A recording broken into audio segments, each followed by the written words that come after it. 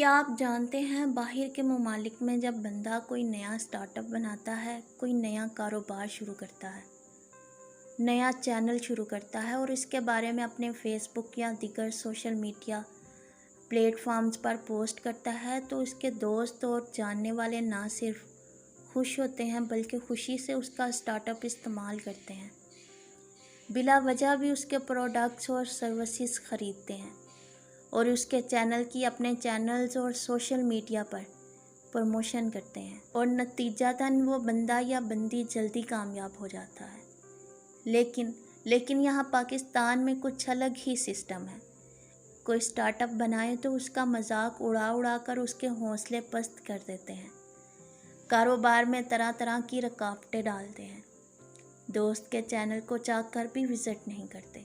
बल्कि मैंने तो अक्सर ये भी देखा है कि ऐसे ग्रुपों में जब कोई अपनी फ्रीलांसिंग कामयाबी के बारे में कुछ पोस्ट करते हैं तो बाकी बजाय खुश होने के जाकर उसके गिग्स पर फेक ऑर्डर करते हैं और कैंसिल करते हैं या ख़राब रिव्यू देते हैं या बिला वजह रिपोर्ट करते हैं कि वो आगे ना बढ़ सके।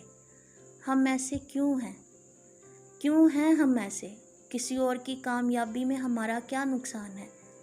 हम तरक्की याफ्ता लोगों की तरह क्यों नहीं सोचते?